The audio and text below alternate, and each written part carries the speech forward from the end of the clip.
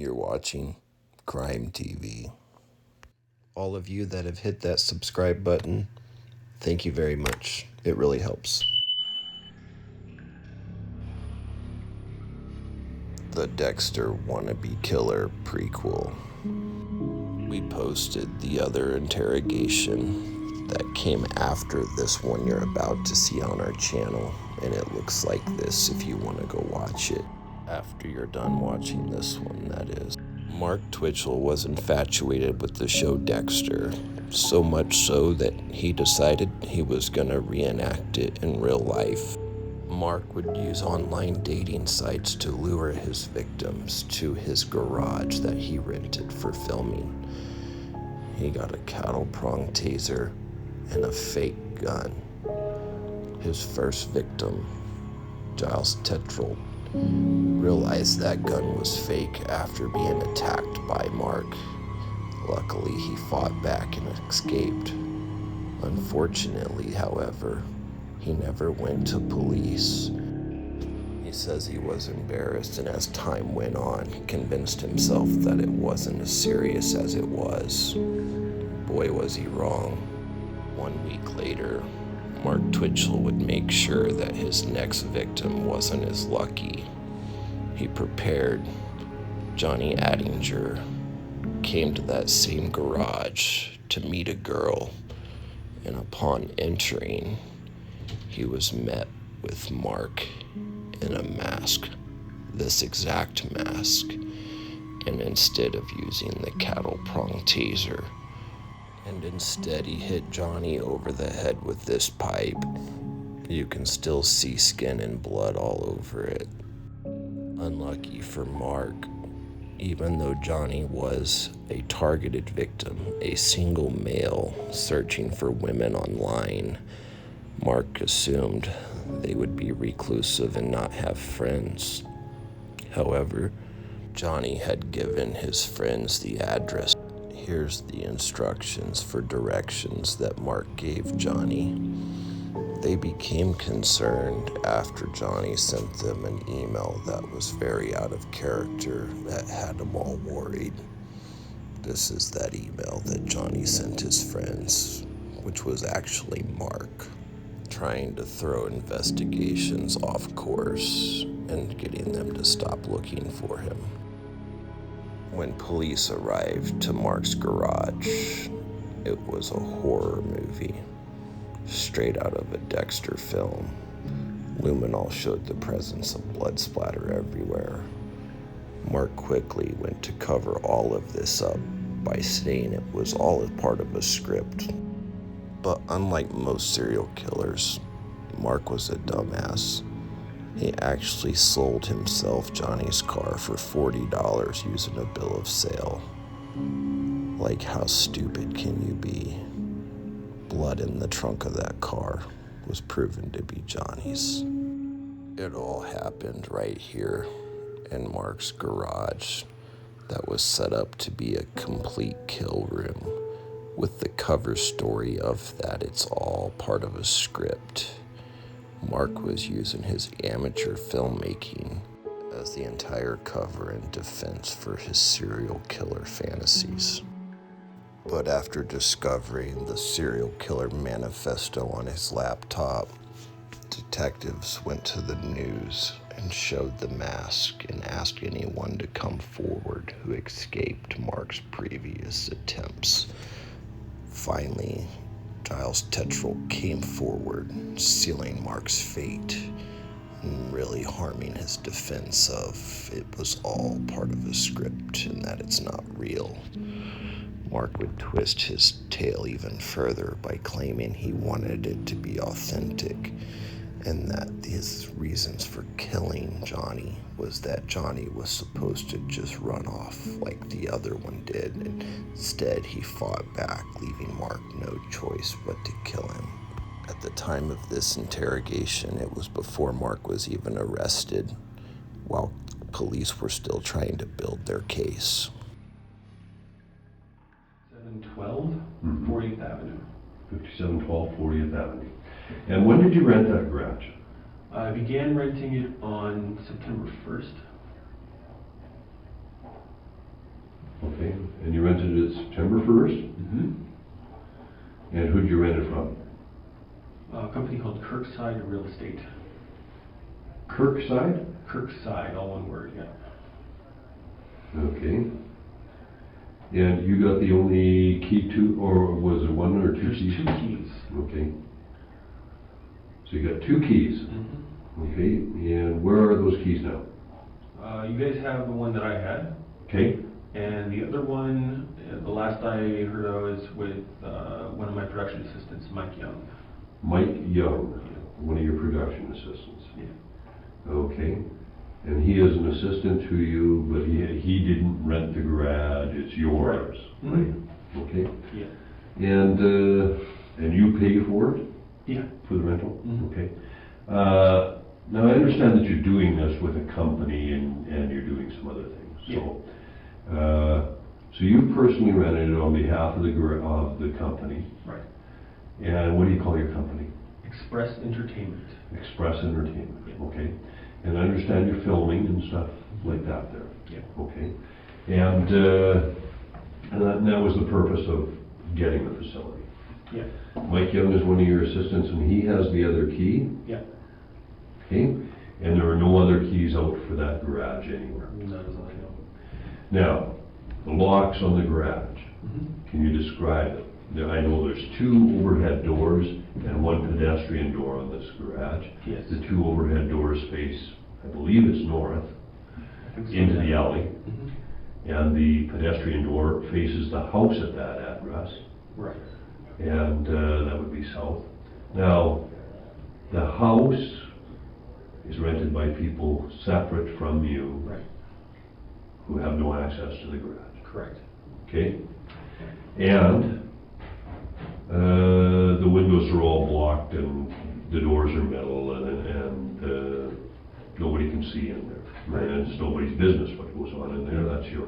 We block out the lights so that during the day when we're filming and we're trying to create a nighttime atmosphere, that the sunlight doesn't get in our way. Of course, yeah. Things you have to do with production. Yeah. We try to control the light as much as possible. Okay. So you rented this on the 1st of September, Mhm. and then you're doing some filming. Correct. Okay. Yeah. Now, what have you been filming there? Have you been filming every day, or what's been going on there? Nope. Well, most of my stuff is all pre-production. I knew that I was going to use it as a location for filming, so basically I began looking for something that was suitable in like late August. Yeah. So found that garage, found that it was an ideal location, it worked great for what our purposes were, and rented it. The only time that we actually spent shooting in that place was the last weekend of September. The last weekend of September. Yeah. Okay. We had an evening shoot on the Friday, and that was for a couple of hours actually at someone else's house. It was downtown, we shot in their condo. And then all day Saturday is when we used the garage to film. Okay. So, sorry, my contacts are Yeah. anyway. But yeah, so all day Saturday we used to shoot in that garage area, and then the Sunday in the evening we filmed somewhere else. So yeah, for that purpose, it was actually just the one day that we were there for actual shooting. Before that, we were in and out throughout the month for production design purposes, which was building our set pieces, getting things set up in there, power, that kind of thing, getting everything ready. Okay. So. So what type of film is it, or that you're shooting at this particular time? That you're talking about shooting at this, what sort of a film is it? It's a suspense thriller, actually. It's a short film. The total runtime is only going to be about 8 or 9 minutes. Okay. So, yeah. Suspense thriller? Right. Okay, and what would you do in a film like this once you've filmed 8 or 9 minutes? Go through the editing process. I try to organize it so that it didn't have a lot of effects work to do, so it wouldn't take forever in post-production. But we edit the film together and then submit it to film festivals, try to get it picked up by a distributor. Hopefully somebody will grab it and use it in some way. Or it's also used as pitch material in order to develop a television series or a feature film out of it, to convince someone that we know what we're doing as filmmakers and that we deserve to get money basically to make more material. So it's only interest in developing everyone's career that way. Oh, okay. Yeah, I just don't understand how that works, and, We have to start from scratch your own way, because in our industry, there's really only two ways to get in and actually do that kind of work. And one of them is to either pay to go to a film school and then graduate and come out and do it. But usually that path doesn't take you very far. It's kind of like more of the lower end kind of jobs. I'm more interested in writing, producing, and directing, and I've only noticed after the 3 or 4 years that I've been trying to get into the industry that the only way to do it is to make your own stuff, prove that you know what you're doing, and then people start to take you seriously. So I started making, my first film was a feature, a sci-fi fantasy film based on Star Wars content, which is all completely 100% shot now and in post-production. I'm working on a comedy right now, which is it's actually a full-blown feature that's actually going to have a decent budget in the neighborhood of about $3.5 million. And just closing the first round of financing for that at the end of this month. And then we're moving into pre-production so we can finish off like casting A-list actors, getting all that stuff set up, and then preparing to film that sometime in May or April of next year. So yeah, it's been a long process. I started developing Day Players, which is the name of the comedy, back in December of last year. And I kind of put myself through business school in a way to figure out what investors would want to see in order to invest in that kind of project, and built up all my blogs, put all my ducks in a row, and I've just been, I mean, even though working full-time and a lot of times during the year in order to pay bills, I've still put in full-time hours into the film to develop it, because I'm just like, tunnel vision. I want to get a career going. So I got that whole thing developed and going, and pitched it to countless people, playing one side against the other to get talent and money to agree and come to the middle. And now with the economic turbulence in the U.S., it's a little bit tougher, but I've been assured that it's not going to affect our deal or anything like that. So first round's supposed to be finished at the end of this month, and then sometime within the next 3 or 4 weeks after that, we're getting the full budget in so that we can actually move forward in making this thing. And like my co-producer works out of Los Angeles, and he's done things like Ocean's 11 and Old School, and worked on these things and uses his connections to help us out. And hopefully along those lines, we can try to get a distribution deal with Warner Brothers and skip some of the red tape that usually comes along with trying to go in their front door and get hit by all their gatekeepers, which are designed to keep people out, basically. So it's tough. It's really hard, but it's very worth it. I love what I do. Yeah. And, obviously, you're very passionate about it. Oh, yeah, I love it. I love filmmaking. I figured that out back in 2005 when I first started writing my first script. Yeah. And from the first day that I stepped on a set in August of '06, that was when I knew. And then I just there's no going back. Yeah. Anything else is crap. Yeah. Nothing else would make me feel fulfilled in what I was doing and really love what I do, so I just chased it with everything I had. Neat. Now, so getting back here, the only person that would have had access is Mike Young or yourself to that place. Yeah. Now, tonight you were asked to go down there and meet our constables at the garage, and that's because they were looking for a missing person. Yeah. Okay. And you were contacted, you were apparently at home in St. Elmer, which is quite a distance from this, and yet you readily responded down to help the police, and we certainly appreciate that. Now, you arrived at the garage and you noted something immediately on your arrival when you went up to the door to show the police the garage. Yeah. And what was that? Well, the first thing that happened, I drove in, I parked in the back where I usually parked. The constable was calling me when I was about a minute out to get there. Yeah. And talked to him and said, so where are you? And he was in the back, so I went to meet him. And one second, I'm looking at my wife. She's let me keep her. Oh. Yeah, that's her. I'll let her leave a voicemail. She's going to be up anyway, so. Anyway, so I get into the back, and I'm like, okay, well, let's go check it out. So I get to the actual gate, side gate there, and they mentioned that it had been blocked off somehow. I didn't know what that was about. I opened it, there was nothing there, so they said, okay, well, I guess it's not, which is a little odd, but went down the side of the garage, came back around, looked at the door itself, and the first thing that I noticed upon looking a little closer at it, because the light wasn't that great, but I could see what was going on, the padlock didn't look familiar to me. Okay. And I was the one that actually put the latch on the door, And I had a padlock previously, but it wasn't the same one. The one that I had was like the silver on the outside, like a black plastic dial in the center, and this one was just all metal. Yeah. So you noticed a different padlock yeah. and that on the door. Right. Now, what other locks are there on that door? Can you describe? There's also a deadbolt. A deadbolt. And Pretty standard lock. Yeah. And is there another type of lock or handle or? No, just the doorknob, but I don't think the doorknob locks. I've never tried it, but I don't think it does. Okay. So regular doorknob, deadbolt, and then a padlock. Okay, and the padlock was the padlock through. It was through a latch of some sort. Mm-hmm. Yeah, that would hold the door, close and lock.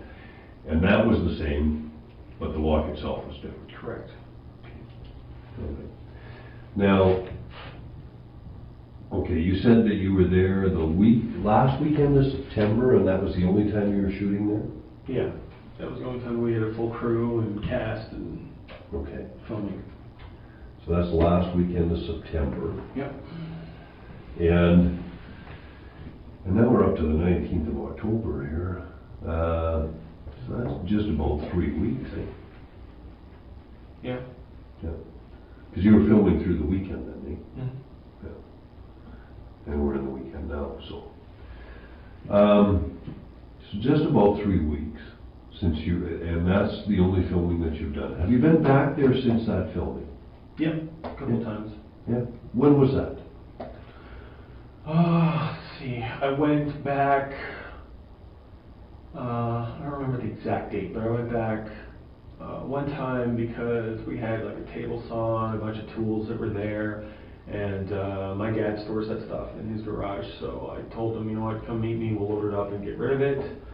So I went over there and met him after work one day, and he loaded that stuff up and took it home. The next time was when I was taking delivery of a steel drum. I was using this garbage can, basically. So, Yeah.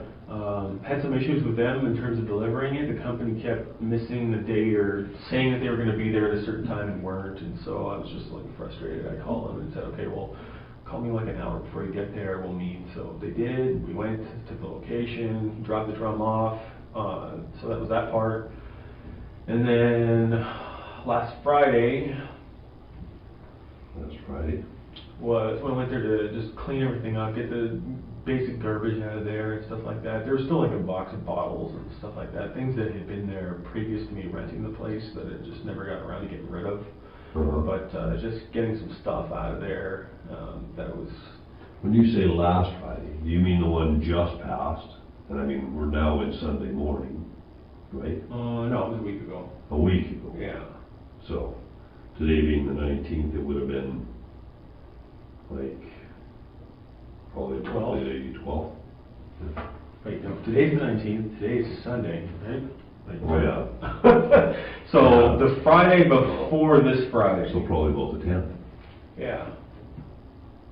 So, check the calendar. Yeah. Yeah, I'll let you do that. I don't have a calendar here today. Calendar. But the 10th sounds about right. Yeah, 10th, that's what it was. Okay. So Friday the 10th, you go down there and clean the place up. Mm-hmm. And that's the last time you were there.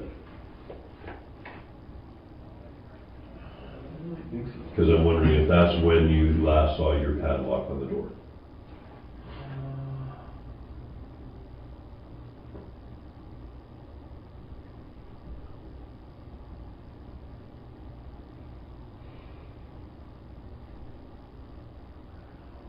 See, this stuff it bleeds together, so like, Okay. one of my problems is always, I have issues with this, I have also issues with remembering tasks to do, so I live on lists. I try to formulate a list. As long as I have a list and I can check things off as I'm doing them, I'm okay. But, I mean, so I need to stay organized, and I'm a procrastinator, stuff like that. So, I think I did drop off, and honestly, I don't remember if it was this past week or the week before it, but I remember dropping off some cleaning materials just for the next time when we were going to go in there, because my intention again was to pitch this thing and get it into a TV series or a movie. And the place is so inexpensive to rent that I figured, you know what, for future episodes that'd be great to have. So, yeah. What does it cost you? $175 a month. It's not bad. $175 a month? Yeah. For the garage? Mm-hmm. Looking around prior to that, I was looking at prices of $225, $250 for something similar. Mm-hmm. So I thought, wow, that's not bad. It's plenty of space, it has power, so we can run all of our cameras and lights and everything off of it. Last time we were there, we had such nightmares. Oh man, like renting just really bad lighting kits that would burn out bulbs all the time and stuff like that. But we never had any issues with the breakers or the power in that place. Everything worked fine. So. Well, that's all right. And it's a great workshop too. It's better than trying to borrow other people's places to do stuff. Yeah. So, yeah. So you're saying that you've worked sometimes full-time and then geared yourself for this. Where do you work when you're working full-time? I was working basically corporate sales jobs for the most part. Okay. You know, it's the kind of thing like, oh, when I do work full-time and I work for someone else, I try to find something that I'll enjoy, usually technology related. Like I worked for TELUS, selling wireless gear for them, and that was fun. Yeah. So I did that stuff. But yeah, something where I can have like a bit of a passion for that and actually feel like what I'm contributing is what I'm getting out of it. So usually why I work on commission, because I feel like the more work I put in, the more reward I'll get out of it. Yeah. And that's usually what I do. So I found like I've got a really good natural flair for it. I do that kind of thing if I need to be working or paying bills and that kind of thing. And I'm a little bit more discerning when it comes to that stuff. I try not to get involved in something that I'm only going to be in for a short period of time. Yeah. Jobs in the last couple of years that anything where I had to leave or anything like that, it was always just because there wasn't the right fit. Yeah. And you usually find that out pretty early on. Yeah. So you've been working in that type of thing. When was the last time you worked at a job like that? Last time was the end of May. End of May. So since then you've been working at getting your production going? Yeah. Okay. And your wife, I understand, is employed, but on maternity leave? Correct. Okay, so you've got some income there as a supplement, and where do you get the money from for the production and for the rental and all that sort of stuff? It's investors. Investors? Yeah. What I basically do is sell equity in the film. So they'll, if I have a budget worked out, then I need so much money to make the movie. What they do is put that money forward into the film in exchange for percentage of ownership of the project. Yeah. So usually we split it 50-50. The production company, that's me making the movie, gets half of ownership of the movie, and the investors putting up the money get the other half. Okay. So then once it gets distributed, goes into theaters, gets on home video, starts making money, we split all that 50-50 once we recover the budget. Yeah. So, yeah. And then in the meantime, I mean, stuff like that takes a year or two at least to come through. Yeah. So in the meantime, I'm living off of producer fees, which are about 10% of whatever the project is. Yeah. Okay. Yeah. And who do you have for investors on this film? Let's see. Ones that are involved in Day Players so far. My brother-in-law, Travis DeBarish. I got a guy named John Pinsent who has his own chartered accounting company here. John Pinsent. Yeah. And he's a member of the Venture Alberta group, which is a big group of guys who just move money around and invest in different deals and stuff like that. Okay. And I first got in touch with them actually it was through the internet, found them online, submitted my materials. Didn't really think I'd get anything out of it, but then I got a call back saying, you know what, you passed deal screening, let's go and present this to like full groups of investors in Edmonton and Calgary. And so I'd make my pitch about the film, and they put some interest in with it. The deal structure underwent a couple of changes throughout the time that it was floating around within their circle. And then when I recently got approved for a gap financing program, I was able to actually offer them a situation where they weren't taking on any risk. It was quite rare for investors, so that looked really good, and that's when everybody was like, oh, okay, I'm in. Because what they're essentially doing is lending us 10% of our budget in the short term in order to get the full one opened in a line of credit and then when it comes through, we get our full budget, those guys get paid back right away. And then we don't miss the money because it comes back to us in the form of an Alberta Film Fund government grant. Oh, yes. So you have got these investors, and now you've already got this government grant that's come through? The grant's not approved already. We were prime candidate because the Alberta Film Fund, they really like Albertan-owned projects, Albertan talent in front and off the screen. They're really, they get involved with that kind of stuff. And I actually know a guy who has a business degree and is really good at writing grant proposals and getting approved for them. Really good track record, who's going to write the proposal for us. The fact that we're shooting 80% of it in Alberta with very tiny legs out in like LA and New York, it goes to show them that, we're keeping it all in province as much as we can and using as much Albertan talent. In fact, the 2 leads are Albertan. So we're looking really good on that front. It's just a matter of showing them that we're coming to the table with what we need to make the movie and get it distributed. And then they say, okay, we'll reimburse you for up to 20% of everything you spend inside the province, which for us is a little over $400,000 bucks. So if the investors put up the $350,000 to open up our gap, get our budget, and put it in the bank, we pay them back right away. Alberta Film Fund comes in and fills the hole. A lot of homework, a lot of research to get done, but it's a beautiful deal structure. It works for everybody. I'm only giving up 10% more ownership than I would have been getting out there on my own with no back-end support that way. So the fact that I can get this done a lot faster and a lot easier by using somebody else's credit rating, why not? You know what? That's fine. It's a matter of kind of time versus ownership. But I'm not going to sit on this for 5 years and wait for it to happen. You know what I mean?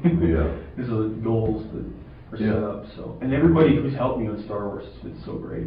Like we've got so many people who have donated countless hours of time and energy and resources into that, and they've done it all for free, and I want to pay them back. I want to give them a nice, cushy, budgeted project to come in on and work on and get paid on, get career experience, actually get paid for doing what they were doing before. Only a little bit less, because instead of having one person do 8 jobs on a no-budget indie, each person can focus on their one thing on the feature, and we're good. So, good. It's interesting how that all comes together. Can't get me started on this stuff. I can go for hours. Now, so back again. So we're talking about back at the garage, and you're saying that the 10th was the last time that you were at the garage. Yeah. And you can say that absolutely for sure. No, it was either a couple of days before or a couple of days after that I dropped off some cleaning stuff. It was like a Tuesday, Wednesday, something like that. Tuesday or Wednesday, you dropped off some cleaning stuff. Yeah. Now, when's your next plan to shoot there? Oh, it's not decided yet. Not decided yet. It's still up in the air. So there's nothing planned for that garage? No.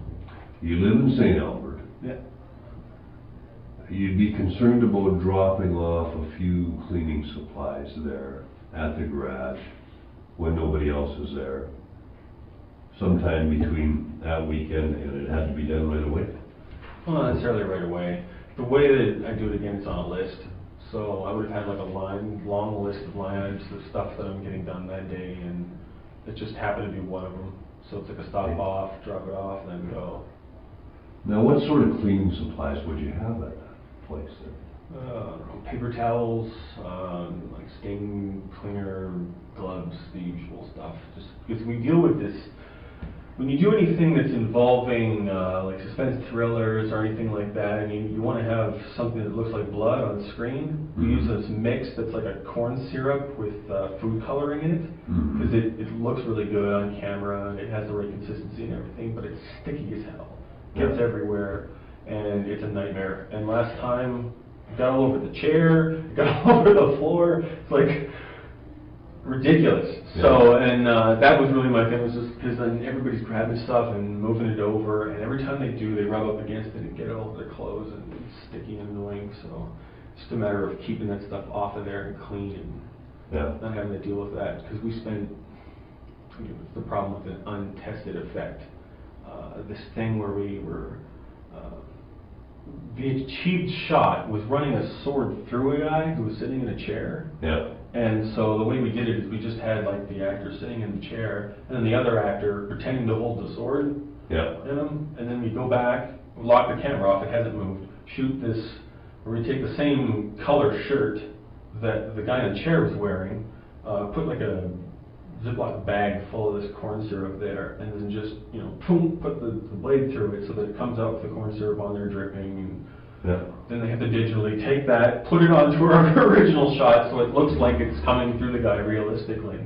And it's this complex setup, and we spent like 2-3 hours on that one thing because we hadn't actually tested it before or set it up prior. So, I mean, it's kind of like learn trial by fire and figure it out as you're going along, but it turned out really good. I think it'll look good once it's all done. So.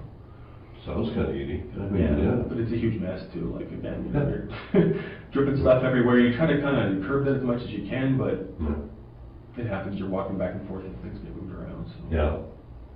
Now, so you were doing quite a bit of that sort of stuff in the garage, that kind of shooting, where there was like blood effect and that. So what other supplies would you have there that would be needed for that kind of thing? Well, it depends what you mean by supplies, because there's supplies and props and a lot of other stuff. A lot of that stuff that's in the garage was there when I rented it. Stuff that I got just for the shoot. There was like this, you know, kit full of knives that we were gonna do. We were gonna do like a reveal shot, show the guy like opening this kit, and it looks all menacing and everything. Kind of put that into a montage. What else? Like the usual duct tape for the guy sitting in the chair, duct taping him up. Yeah. There's that stuff. The sword, obviously. Well, there's two swords. One that like looks all glorious and cute on camera, and then the other one that's just a stunt one that's more stain resistant that we use to like dump all the syrup on it. Some clothes, prop, mask, you know, stuff like that. Now it's I'm just thinking about this. I mean, it's kind of odd that you're filming that kind of thing, and we end up drawn to that garage because of a missing person who supposedly went there. That's really freaky too. And as soon as they called me on the phone, as soon as Maxwell called me and said that, you know, this is what's going on, I get this weird chill because it just doesn't sit right. So the first thing I start asking myself is who all knows about what we do there and what our schedule is like and stuff like that. And if we have a shooting schedule, usually there's a bunch of people in and out of there to prep leading up to it, and then we shoot something there, and then that's it. Until we announce something else, there's no fixed activity. So, I don't know. So who would have access to it to get things set up? It'd be me and anybody else that had a key. So basically, for this instance, it was me, Mike, and Jay. And Jay. Yeah. Who's Jay? You've mentioned Mike before. Jay. Jason Howitson. Jason Howitson. How do you spell his last name? Howatson. Okay, Jason Howitson. How old's Jason? 28. Now, you know him and Mike from before? Yeah.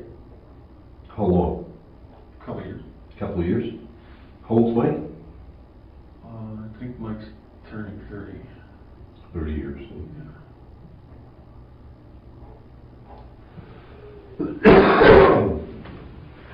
So they would have had access, but the only one that had a key was Mike. Well, passes back and forth between them. And these two would maybe pass it back and forth? Yeah. I've been trying to hook up with Mike because I owed those guys like a couple $100 for materials for production design, and we're trying to figure out a time to meet to do that, and also to get the key back from them and stuff like that. And he said, you know, hey, if you're around the South sometime, Saskatchewan Drive, drop by. But he always like lets me know basically an hour before the timing would be, and it's too short a notice. Yeah. So we've missed each other up until now. When was that? Well, I mean today, but we kept just back and forth and missing one another. Well, you and Mike connected today? No, but tried to. Not today. The guy operates entirely on text message. There's no actual calling and talking to him. So, like, you know, he'll text me and say, "I'm gonna be in St. Albert around this time. If you're gonna be there, I can drop by." And you know, I'll be like, "Well, no, that's no good. We're gonna be gone," something like that. And Yeah. so, but the last time that I actually talked to him, I think it's the 12th. I was checking before because I've still got some of his incoming text messages. Had some Howler tickets I was going to sell him. It was on the 15th. 15th? Yeah. On the 15th, you met with him? No, just texted back and forth. Just texted back. Never actually got back together. No. Were you on the south side on the 15th? Calendar again.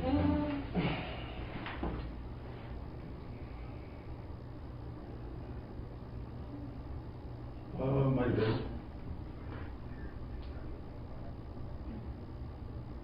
Could have been either the 14th or the 15th. And what would you have been on the south side for? That would have been for dropping off the cleaning materials at the garage.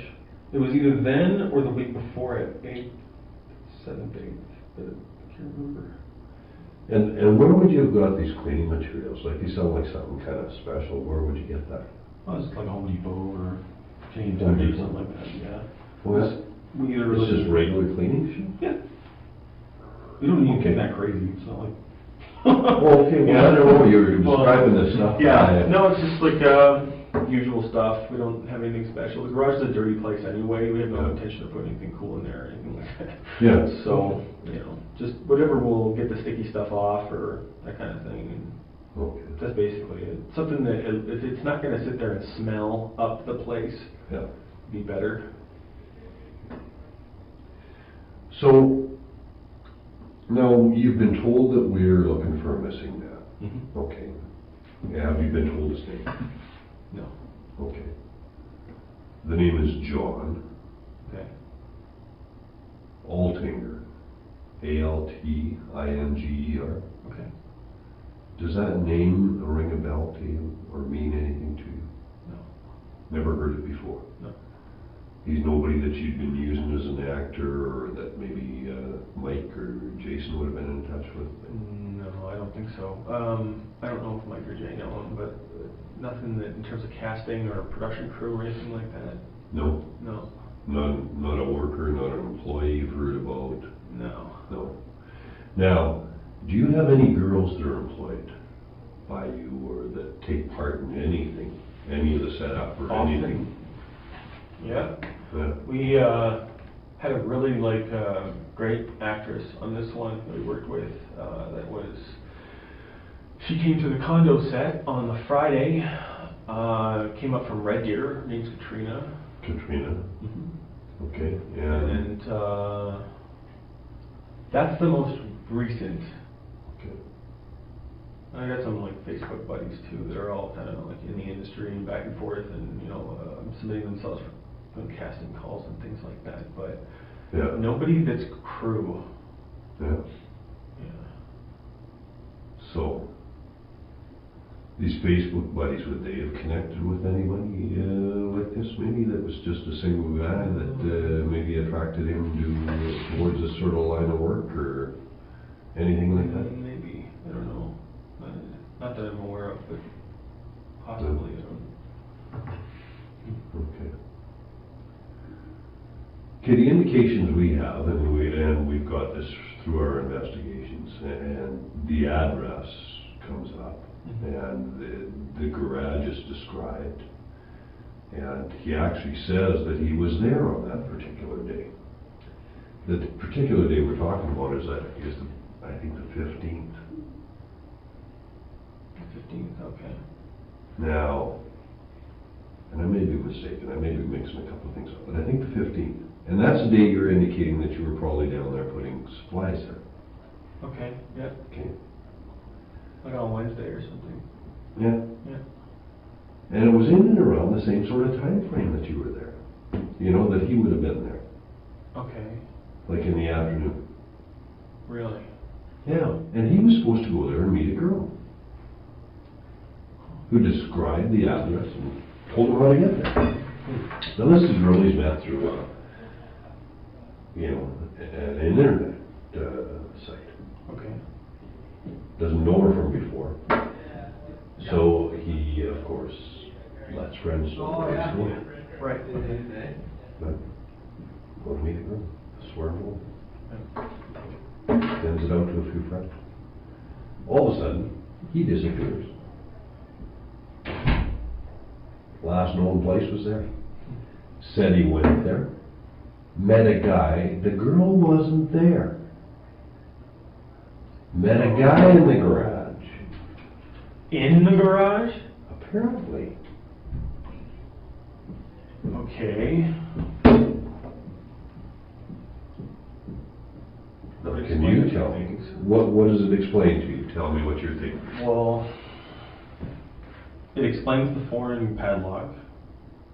If he switched it out or something like that, that makes sense. Who switched it?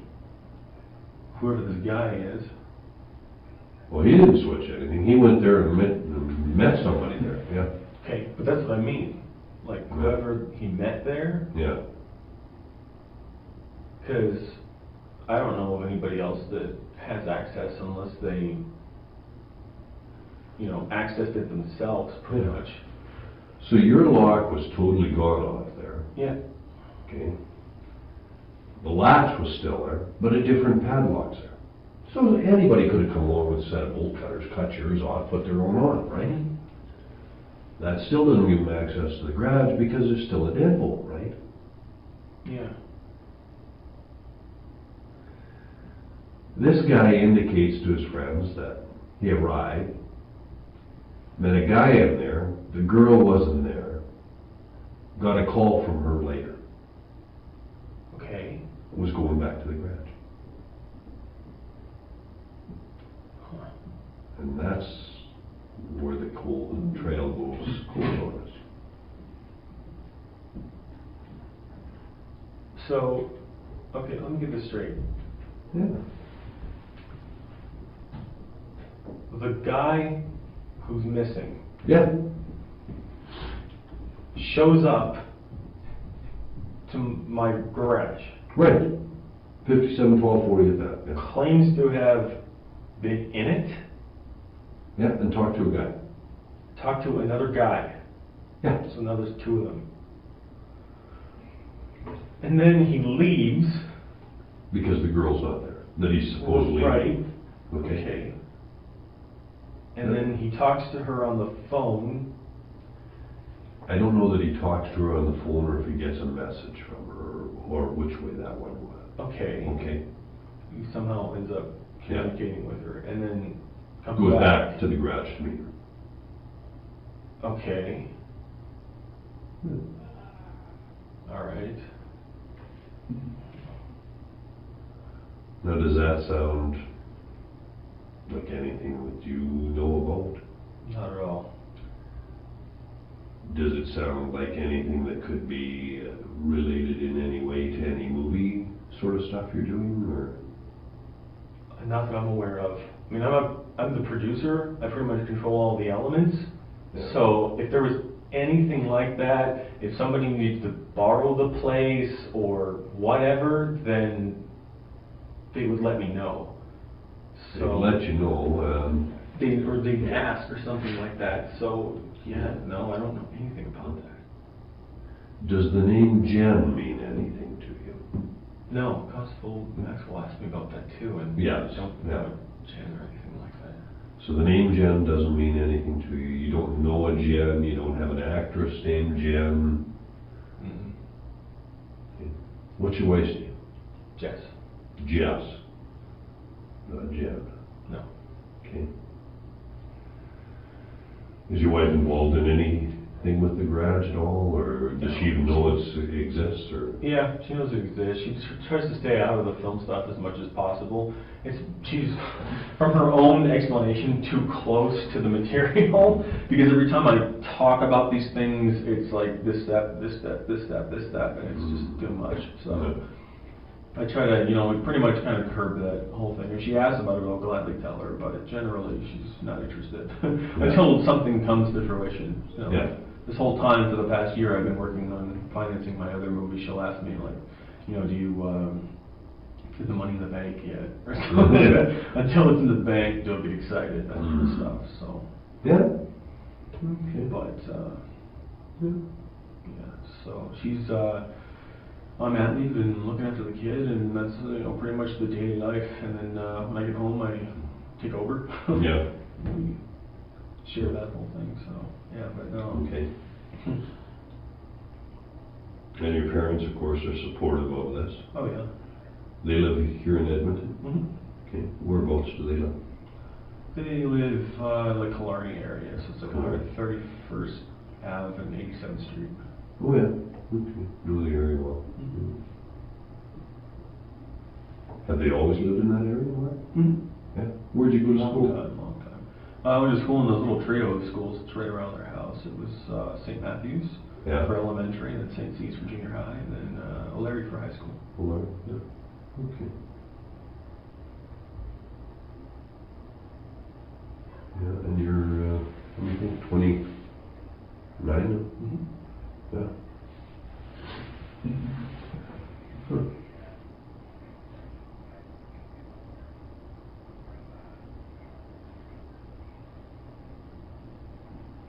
I'm trying to think if I've seen. You play any sports when you were at O'Leary? Not as team sports, no. I mean, I like basketball, so I played with my buddies after school and stuff like that, but didn't want it to become a job, so I didn't like join the teams and stuff like that, so. Yeah. Okay. Yeah.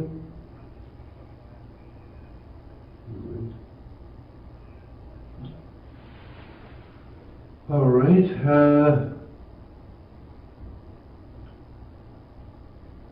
So once again, John Altinger is not a name you've known. Nobody like that's tried to rent the place from you. Nobody by the name of Jen means anything to you. No. No relatives named Jen.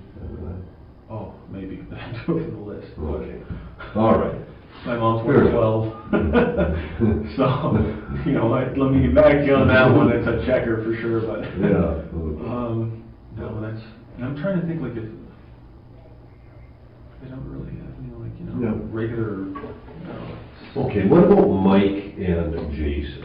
Now, if we were to call them up and get them to come down, I mean, what kind of guys are they? Are they decent, straight? Oh yeah, no, they're good guys. They're really open dudes. I met them when I was working at Corporate Express. Yeah. Which is like an office supplies company. Yeah. And, I've heard of it. Yeah. So Mike was the IT guy over there, and Jay did some operations and stuff like that, and basically like putting out fires was his job. It was complex. I wasn't quite sure, but so yeah, they worked together there. Jay left a little bit shortly after I did, and then Mike hung on for a long time because it was a really easy gig with a pretty decent paycheck. Until he just got bored and had to leave. The two of them still work together actually to this day at another place, and so I kind of recruited them a little bit from Corporate Express to help me out on Star Wars because they were both huge fans and wanted to do it, and did the whole gambit of everything on that project, and then stuck around and said, hey, you know, if you ever need any like set building or anything like that for day players, let us know. So they'll be the ones that I'll go to get like my apartment set and all this other stuff that I need for that film done and made. Anything that's going to be in Edmonton, they'll pretty much be supervising. Yeah. Because those guys are miracle workers when it comes to building things on the cheap. Like they built me an entire TIE fighter cockpit for like $130. Really? I couldn't believe it. I'm like, really? And like you look at this thing on a set, it looks like garbage. It's like cardboard and gels and like like caulking, and it looks like crap. But then when you look at it through a camera, because you can fool the camera pretty well, it looks really good. So we're sitting there lighting the thing and switching back and forth to get Star Wars paused at that exact moment to see what our lighting looks like, flipping back and forth, and then they come back to ours and they go, okay, now go back to ours. They think ours is the movie. Yeah. Okay, I think we're done. It looks good. So yeah, no, they did it. They did a fantastic job. They ended up giving me like 8, 9 really good screen accurate sets for less than $3,000 in total. So, and that includes like a giant friggin' Star Destroyer bridge trench and everything. And Wow. I don't know how they do it. The compositors are gonna have total gold to work with when they finish that off, but Yeah. it's kind of already served its purpose. Yeah. It's already proved that I know what I'm doing and got me to the next level, but I'm just gonna finish it off anyway because I love it. And Yeah. put so much work into it now anyway, this will keep going. Yeah. Yeah, absolutely. So, it's kind of hard to go back to that though when you've got like so much other stuff going on. I'm working on developing painting projects. I've got this incredibly beautiful daughter that I just love to death and, you know, want to get home to. And Yeah. Oh. so she's 8 months. Oh, yeah. I've been sleeping straight through the night since the second week. Oh, So wonderful. we got completely lucky with that. Great disposition and Yeah. everything. She's just amazing. Oh, lucky. I wonder if, like, you know, join the family visit. Really? Break it down. She's like, "Dad, I got a script for you. It'd be awesome." Good. But That would be great. Yeah. Okay, Mark. Let me step out because I've got some other people. I just want to go over what we've talked about with them and see if there's anything else I'm missing. okay. I think I've got to talk to Mike and to Jason. Mm-hmm. Those are the only other two people that might have had any access to that garage at all. Yeah. Yeah. They're the only guys that have the key to the deadbolt. The big reason why I got the padlock is because I just didn't trust the deadbolt. Because, like, okay, when I first got the place, I knew that Kirkside was looking at replacing it, so they actually had like a lock guy come in and put a new deadbolt on, which is fine, but I don't know what to compare it to. It's only half the equation. You have this deadbolt, and then the hole that it's in, I don't know if you've seen this thing, but it's like all carved out. There's a bunch of space in there. It's like, I don't know, it didn't look that reliable to me in terms of like holding.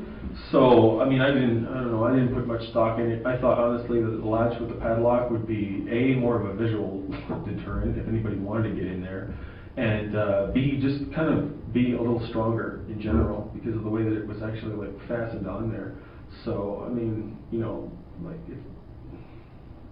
I feel like an idiot now, but half the time I wouldn't even bother with the deadbolt because it's like, I didn't really believe in it, quite frankly, from looking at it and loosening it and stuff like that. So, I mean, it was off and on. Sometimes I lock it just for the hell of it, but I mean, generally if I'm coming in and out, I just leave it. Okay. So. Now you say generally if I'm coming in and out. And we talked about how many times you've been there. Yeah. And there was one weekend where you were there shooting. Mm-hmm. And then you've been back about a week ago. And then this last week to drop off cleaning supplies. Right. Yeah. And we know that was probably the 15th. Did you drop them off the same day you bought them? Yeah, I think so. Yeah? Yeah. And what did you use to pay for those? I think it was my MasterCard. It's either MasterCard or cash, something like that. I had it all floating around, so. Okay. MasterCard. What kind of MasterCard do you have? It's a prepaid MasterCard. Prepaid MasterCard from the cash store. the cash store? Yeah. Okay. Why do you use a prepaid MasterCard?